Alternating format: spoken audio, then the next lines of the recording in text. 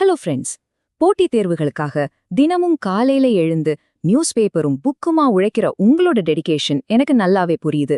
உங்களோட அந்த சுமைய குறைச்சு தயாரிப்பை இன்னும் ஷார்ப்பா மாத்தக்கூடிய எக்ஸாம் சிலபஸோட நேரடியா கனெக்ட் ஆகுற இன்னைக்கான மிக முக்கியமான கரண்ட் அஃபேர்ஸ் விளக்கப்பதிவு தான் இது. வாங்க சீக்கிரமா உள்ள போகலாம். உங்க நோட்பேட் பேனா எல்லாம் ரெடியா எடுத்து வச்சுக்கோங்க. இன்னைக்கு நம்ம லிஸ்ட்ல முதல்ல ஜிஎஸ் பேப்பர் 2க்கான பாலிட்டி அண்ட் கவர்னன்ஸ், அடுத்து ஜிஎஸ் பேப்பர் 3க்கான எக்கனாமி அண்ட் பேங்கிங், அப்புறம் ஃபைனலா பிரிலிம்ஸ்க்கான என்வாயர்மெண்ட் அண்ட் ஜிகே. இவ்ளோதான், ரொம்ப ஸ்ட்ரக்சர்டா கத்துக்க போறோம். ஸ்டார்ட் பண்ணலாமா? ஓகே, முதல் செக்ஷனான நேஷனல் பாலிட்டி அண்ட் கவர்னன்ஸ், அதாவது ஜிஎஸ் பேப்பர் 2க்குள்ள போயிடலாம். அரசாங்கத்தோட மாபெரும் திட்டங்கள் பத்தி தான் இங்க பார்க்க போறோம். சரி, நேரடியா விஷயத்துக்கு வருவோம். இந்த நம்பரை பாருங்க, 37,500 கோடி ரூபாய். நிஜமாவே ரொம்ப பெரிய அமௌண்ட் இல்லையா? நிலக்கரி மற்றும் லிக்னைட் வாயுவாக்க திட்டங்களை, அதாவது சர்ஃபேஸ் கோல் அண்ட் லிக்னைட் கேசிஃபிகேஷன் ப்ராஜெக்ட்ஸை ஊக்கப்படுத்த மத்திய அமைச்சரவை அப்ரூவ் பண்ணியிருக்கிற பிரம்மாண்டமான ஃபண்ட் இது. ஸ்டூடெண்ட்ஸ், இது அப்படியே உங்க ஜிஎஸ் பேப்பர் 2க்காக டேக் பண்ணிக்கோங்க. இந்த நிதியுதவி எப்படி பிரிக்கப்படுதுன்னு பாத்தீங்கன்னா, நிலக்கரி இணைப்புக்கான அதிகபட்ச காலம் 30 வருஷம். ஒரு சிங்கிள் ப்ராஜெக்டுக்கான லிமிட் 5,000 கோடி ரூபாய். எஸ்என்ஜி மற்றும் யூரியாவை தவிர்த்து ஒரு குறிப்பிட்ட ப்ராடக்டுக்கான லிமிட் 9,000 கோடி. அப்புறம் ஒரு நிறுவன குழுமத்துக்கான ஒட்டுமொத்த லிமிட் 12,000 கோடி ரூபாய். முக்கியமான விஷயம், இந்த ஃபண்ட் 4 சமமான மைல் கற்களா, அதாவது ஈக்குவல் மைல்ஸ்டோன்ஸா பிரிச்சு வழங்கப்படும். இந்த ஸ்லைட்ல ரொம்ப சுவாரஸ்யமான விஷயம் என்ன தெரியுமா? 2026-27 வருஷத்துக்கான 14 காரிஃப் பயிர்களோட குறைந்தபட்ச ஆதரவு விலையை நீங்க எவ்வளோ ஈஸியா மெமரைஸ் பண்ணலாம் அப்படிங்கிறது தான். சாதாரண நெல்லுக்கான எம்எஸ்பி குவிண்டாலுக்கு 2,441 ரூபாயா ஃபிக்ஸ் பண்ணியிருக்காங்க. போன வருஷத்தை விட கரெக்டா 72 ரூபாய் அதிகம். அதே மாதிரி கிரேடே நெல், சூரியகாந்தி, பருத்தி, எல் இதோட விலைகளையும் கொஞ்சம் மனப்பாடம் பண்ணிக்கோங்க. ரொம்ப யூஸ்ஃபுல்லா இருக்கும். இப்போ உங்களுக்கான ஒரு கேள்வி. இந்தியாவின் முதல் மெகா கிரீன்ஃபீல்ட் கப்பல் கட்டும் தளம் எந்த மாநிலத்துக்கு வந்திருக்குன்னு கெஸ் பண்ண முடியுதா? வேறெங்க? நம்ம தமிழ்நாட்டுல இருக்கிற தூத்துக்குடிக்கு தான். வருஷத்துக்கு 2.5 மில்லியன் கிராஸ் டன், அதாவது எம்ஜிடி கப்பல் கட்டும் திறன் கொண்ட தூத்துக்குடி கிளஸ்டரோட மெயின் சென்டரா இது மாறப்போகுது. இந்தியாவோட மேரிடைம் அம்ரித்கால் விஷன் 2047 டார்கெட்டுக்கு இது ஒரு மிகப்பெரிய பூஸ்டா இருக்கும். இங்க இருக்கிற இந்த சுருக்கெழுத்துக்களை பார்த்தாலே நமக்கு கொஞ்சம் தலை சுத்துதில்ல. மோஸ்ட் பிஎஸ்ஓ, ஹெச்டிகேஎஸ்ஓ, என்எஸ்ஹெச்ஐபிடிஎன், எஸ்எம்எஃப்சிஎல்னு ஒரு பெரிய லிஸ்டே இருக்கு. சிம்பிளா சொல்லணும்னா, இந்தியா மற்றும் தென்கொரியாவோட வாயேஜஸ் அப்படிங்கிற திட்டத்துக்கு கீழே இந்த கப்பல் தளத்துக்கான முத்தரப்பு ஒப்பந்தம் சைன் ஆகியிருக்கு. இன்னொரு முக்கியமான அப்டேட், லீட்ஸ் 2025 லாஜிஸ்டிக்ஸ் ரிப்போர்ட்ல தமிழ்நாடு, உத்தரப்பிரதேசம், மிசோரம், டெல்லி ஆகிய மாநிலங்கள் எக்ஸெம்ப்ளர்ஸ் அப்படிங்கிற டாப் கேட்டகரியில செலக்ட் ஆகியிருக்காங்க.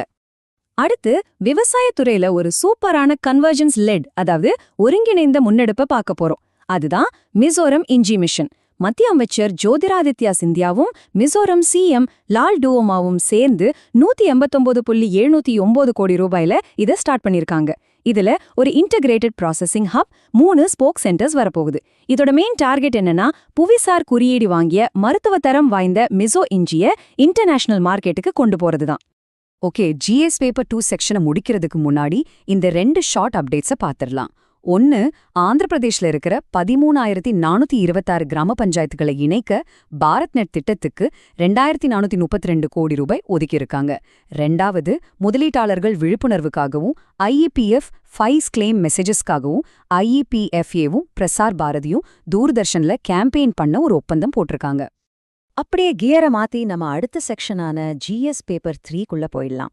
இதுல பொருளாதாரம், பேங்கிங் அப்டேட்ஸ், அப்புறம் சில முக்கியமான குளோபல் அப்பாயின்மெண்ட்ஸை கொஞ்சம் ரேபிட் ஃபயரா பார்க்க போறோம்.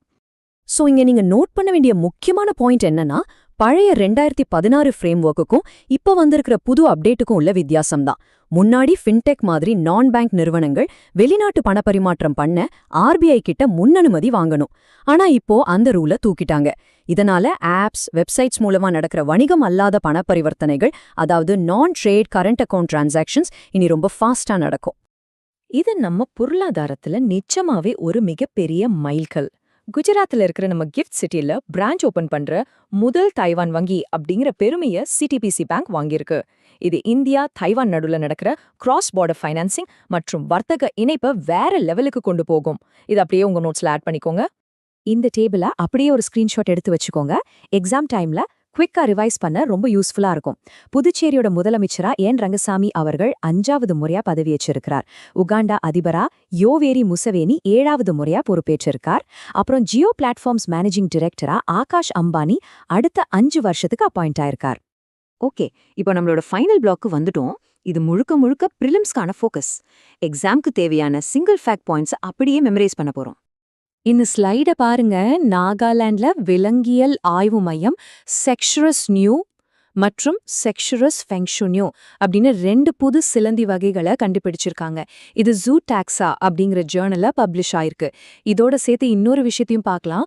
100 வருஷங்களுக்கு பிறகு இந்திய விப் தேள்களோட முதல் முழுமையான வகைப்பாட்டு திருத்தமும், அதாவது டாக்ஸனோமிக் ரிவிஷனும் நடந்திருக்கு. இங்க தான் நீங்க ரொம்ப அலர்ட்டா இருக்கணும். இந்த விப் தேள்களுக்கு சாட்ட மாதிரி வால் இருக்கும், இரைய பிடிக்க பெரிய குடுக்கல் இருக்கும்.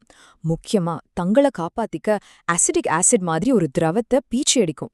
பிரிலிம்ஸ்ல ஸ்டேட்மெண்ட் பேஸ்டு கேள்விகள்ல இது ஒரு கிளாசிக்கான ட்ரிக் கொஸ்டினா வர வாய்ப்பு அதிகம். அதனால இந்த டிஃபென்சிவ் மெக்கானிசமை கட்டாயம் ஞாபகம் வச்சுக்கோங்க. அண்ட் இன்னைக்கான கடைசி ஜிகே ஃபேக்ட் இதுதான். மே 15 சர்வதேச குடும்பங்கள் தினம். 2026க்கான தீம் என்னன்னா families, inequalities and child wellbeing. இதோட சிம்பிள் ஒரு கூரைக்கு கீழே பச்சை வட்டத்துக்குள்ள இருக்கிற சிவப்பு இதயம். இது ஐக்கிய நாடுகளோட DESA அமைப்பால ஒருங்கிணைக்கப்படுது.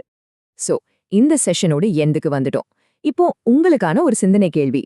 தூத்துக்குடி கிரீன்ஃபீல்ட் கப்பல் கட்டும் தளங்கள்ல இருந்து 37,500 கோடி ரூபாயிலான நிலக்கரி வாயுவாக்கம் வரைக்கும் பார்த்தோம்ல. இந்த உள்கட்டமைப்பு டெவலப்மெண்ட்ஸ் எல்லாம் இந்தியாவோட 2047 அமிர்த கால விஷனை எப்படி ரீடிஃபைன் பண்ணும்? இதை நீங்களே அனலைஸ் பண்ணி உங்க மெயின்ஸ் ஆன்சர் ரைட்டிங்க்கு ஸ்ட்ரக்சர் பண்ணி பழகுங்க. போட்டித் தேர்வுகளுக்கான உங்களோட டெய்லி ஸ்டடி கோல்ஸை ரீச் பண்ண இன்னைக்கான இந்த விளக்கப்பதிவு ரொம்பவே சப்போர்ட்டிவா இருந்திருக்கும்னு நம்புறேன். இந்த எக்ஸ்பிளனேஷன் உங்களுக்கு பிடிச்சிருந்தா கண்டிப்பா லைக் பண்ணுங்க, உங்க ஃப்ரெண்ட்ஸ்க்கும் ஷேர் பண்ணுங்க, அப்படியே மறக்காம சப்ஸ்கிரைப் பண்ணிடுங்க. ஆக்கப்பூர்வமா படிங்க. All the best. மீண்டும் அடுத்த பதிவில் சந்திப்போம்.